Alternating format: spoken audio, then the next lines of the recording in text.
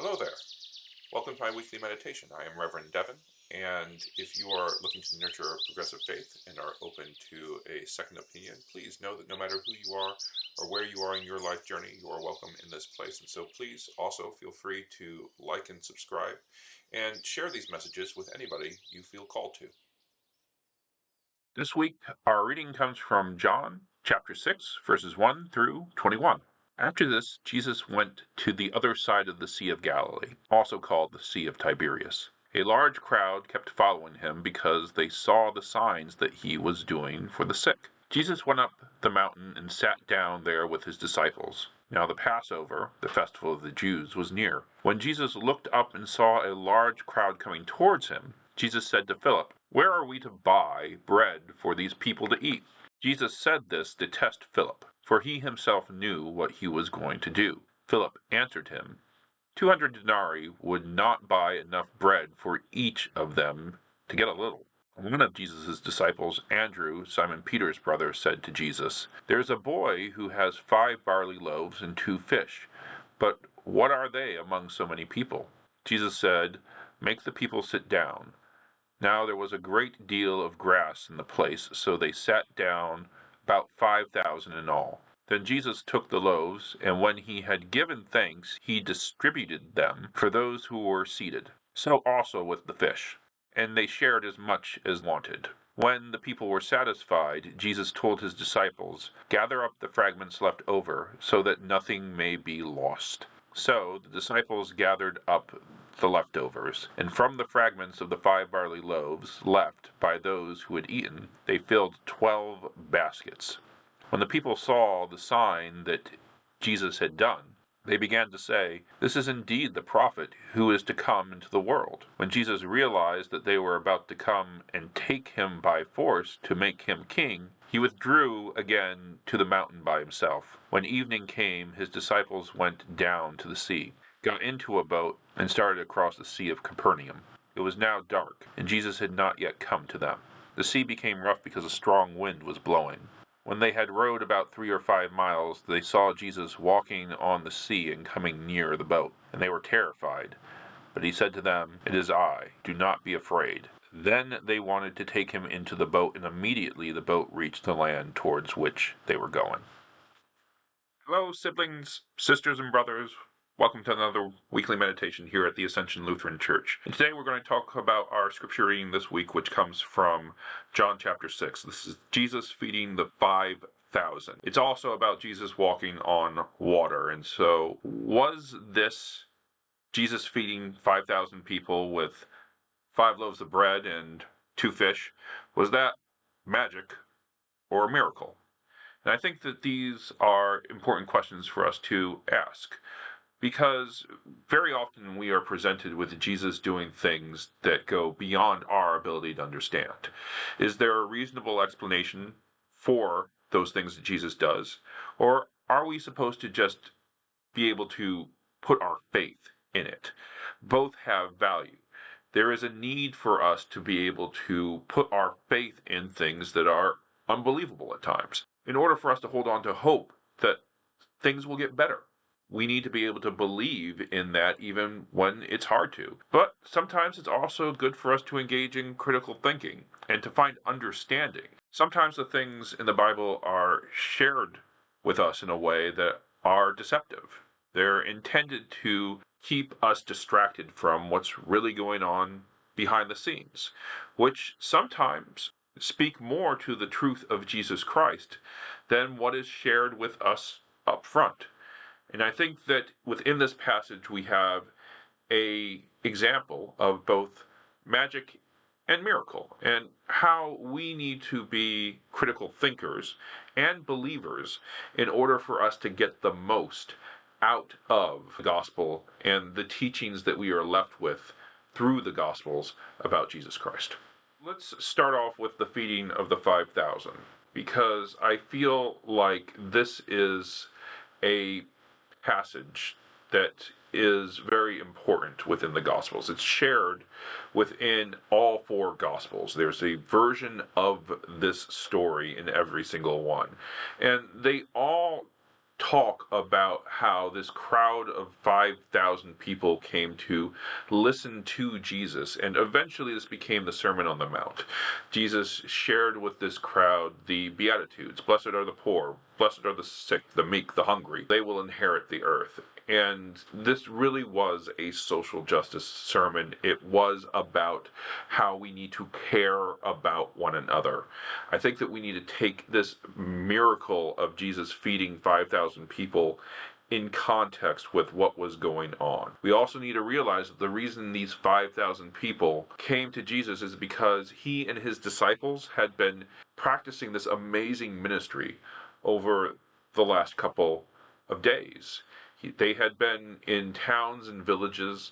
They had been healing people, helping people, feeding people, and word had gotten around that these are amazing disciples of God's love. And so people had come to learn from Jesus. They wanted to see for themselves who this amazing rabbi was and what he had to preach. And so, taking this into context, I think we should be thinking about how was it Jesus was able to feed so many people with so little food available. And this is where I think we need to ask, is this magic or is this a miracle? And when I say, is this magic or is this a miracle, I'm not saying, oh, magic is something that is explainable and a miracle is something that's not. Quite the contrary. I think that magic very often is an illusion. It's meant to entertain us. It's meant to distract us from what's really going on. It doesn't really matter if there is something explainable behind the scenes.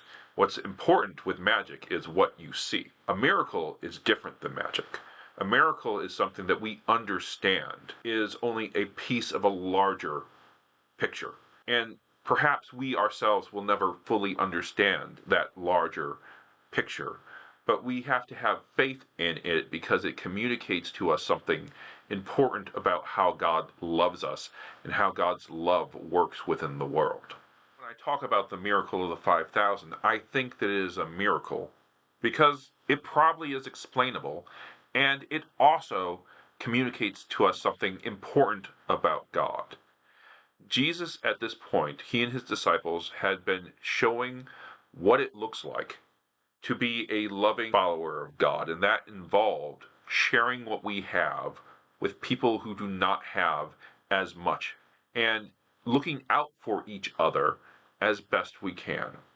When we look at this miracle, as depicted by all the Gospels, it's presented to us a little bit differently. For instance, in our reading for this week in John, we are told that all the people who were to eat sat down. There was around 5,000 of them. And then Jesus started handing out food. It's a little bit different in the Gospel of Mark, where the Gospel tells us that everybody sat down in groups. There were some groups of 50, there were some groups of 500, but generally everybody was in a group and everybody could see each other. And I think that when we take all that information into context, we can see that Jesus had this group of people sit down so that they were able to be present with each other, and they were able to see who was in need and who had in abundance. And taking also into context that Jesus had just been preaching to them about how important it is to share and look out for one another, it makes sense that those who probably brought food with them shared with those who did not have food with them.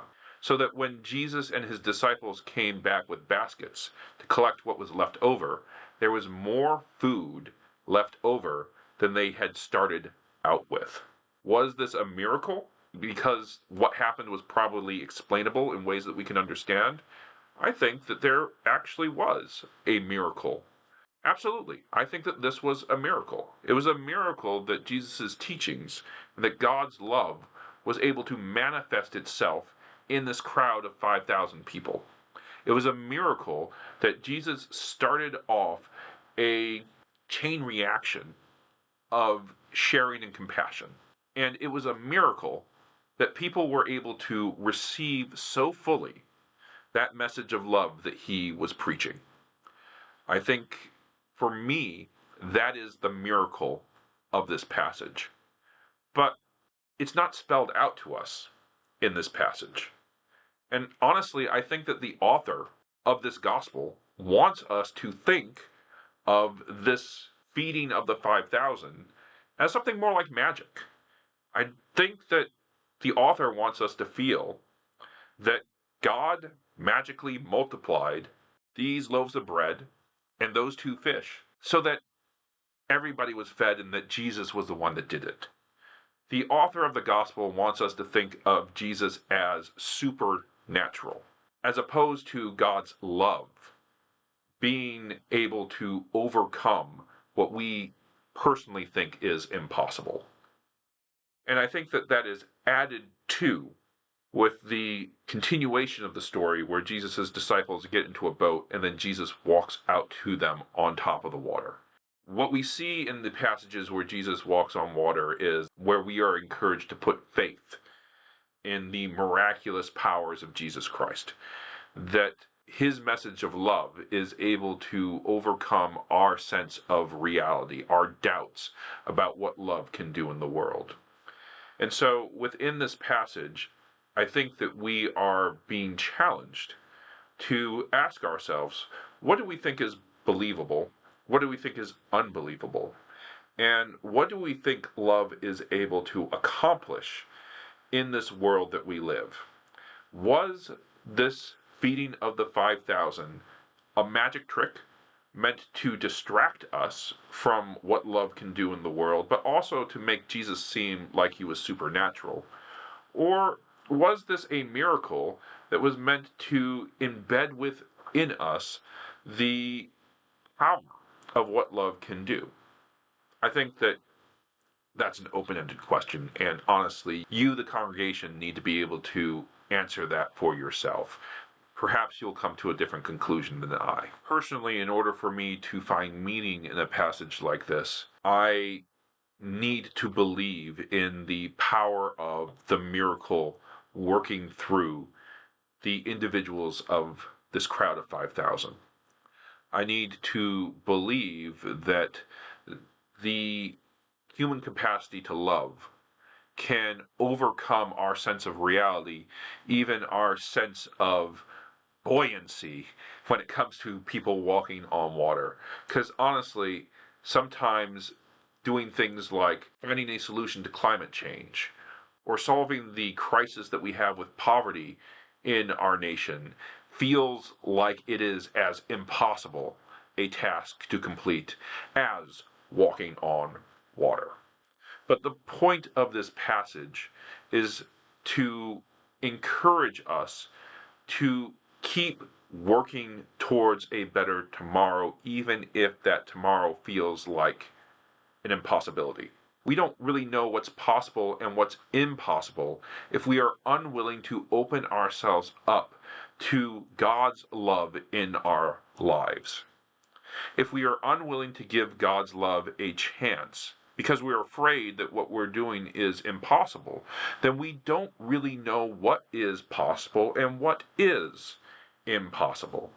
If anything, this week has shown us that what we think about ourselves, country, presidential races, and elections, all these perceptions of reality can be overturned, flipped upside down overnight. Our capacity to look out for others can overcome any sense of ego that we may have. And I saw this on a national stage with Joe Biden stepping out of the election, allowing Kamala Harris to take over for him. Regardless of where we are within the political spectrum, everybody understood that we had 2 candidates who were really up there in years and probably getting to the point where they couldn't do the job. And the fact that one of those candidates was willing to listen to the criticism, no matter how hard it was to hear, and then actually make a decision that wasn't rooted in their own self-interest, but what they felt was good for everybody in our nation, that is something special that we should take note of.